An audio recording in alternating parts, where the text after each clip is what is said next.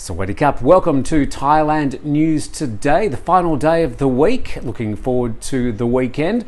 Although for me it's just going to be just another day, because over the past 2 months it's been head down, bottom up, work as we've been struggling to try and get the news out every day. It has been very difficult.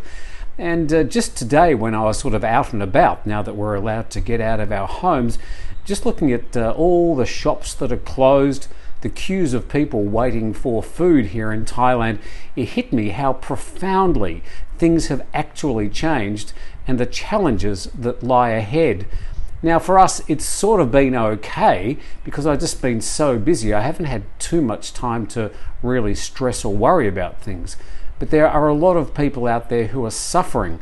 So maybe it's just worthwhile catching up with a few of your friends if you haven't done so, or even just checking on your neighbours just to make sure they're okay, because not everybody is going to come out of this situation as well as they went in. All right, to today's news. Well, this morning, 8 new cases were announced in Thailand of COVID-19. It continues a trend of single-digit increases. The new cases take Thailand's total to 3,000 since the beginning of the outbreak. No new deaths were reported, leaving the tally at 55. All of the new cases were located in the deep south of Thailand and either imported by or associated with people who recently travelled back from Malaysia. Only 161 patients remain under treatment for COVID-19 in the entire country, with 12 more people having fully recovered and been released from hospital. Bangkok Immigration Police have announced that 5 organisers and 73 employees have been arrested for running a Loanshark organisation. Police raided the building in Chom Thong district, where alleged Chinese loan sharks were operating under cover of a shelf Thai company. The company, Thai Luck Trade, was extending loans at interest rates far higher than the limit under Thai law. The company was registered as a merchant dealing in glasses, watches and cameras, but they secretly developed applications with names like Cash Home and Take Money Quick, which had been downloaded over 100,000 times, to extend loans of between 2,000 to 20,000 baht, and required customers to pay 42% of the loan amount as a registration fee. Additionally, they were charging interest rates of up to 600% per year. The company's account showed that it had 200 million baht in circulation to more than 20,000 customers.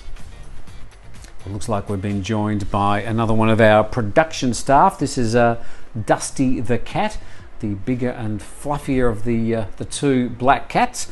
In the meantime, let's get back to our news. Well, the Prime Minister has approved in principle an idea from the Health Minister that both China and South Korea be lifted from the list of at-risk countries. The number of confirmed cases in both countries has now dropped into single digits, and attempts are being made to re-establish economic and social ties. But the CSSA says these ties will be restored gradually, and there'll be no sudden return to freedom of movement for Chinese or South Korean citizens coming to Thailand, or from any other country for that matter. Flights from all international destinations except for medical supplies, freight, repatriation flights or emergencies are currently banned until at least the end of May. Meanwhile, the Thai PM said today that the economy would improve once businesses reopen and start employing people and tourism resumes. He said tourism, tourist destinations and hotels will be improved so that tourists will have confidence to return to Thailand. We will take special care of public health. To prevent people socialising, police in Pattaya have made it quite clear they've closed the beaches until the end of May. Pattaya's police posted photos on Facebook of the taped-off beaches and warning signs. They announced those that try to access the beaches could face a year in jail or up to 100,000 baht fine. People and tourists are prohibited from gathering in the areas between 9 a.m. to 9 p.m. during the 3-week period. However, people are still allowed to walk and exercise on the sidewalks adjacent to the beaches.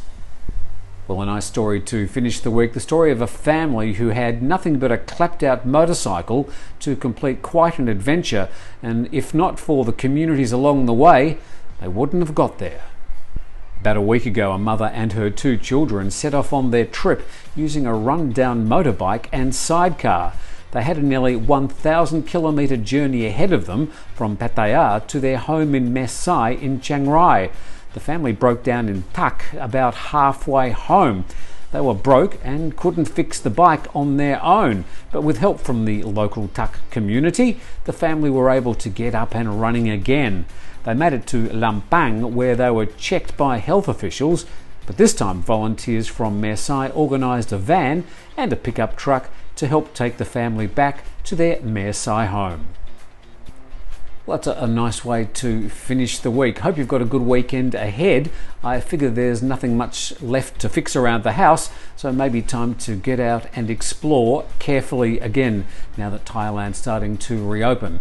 So on behalf of the Thaiger team and executive producer Dusty, thanks for watching. We'll see you on Monday.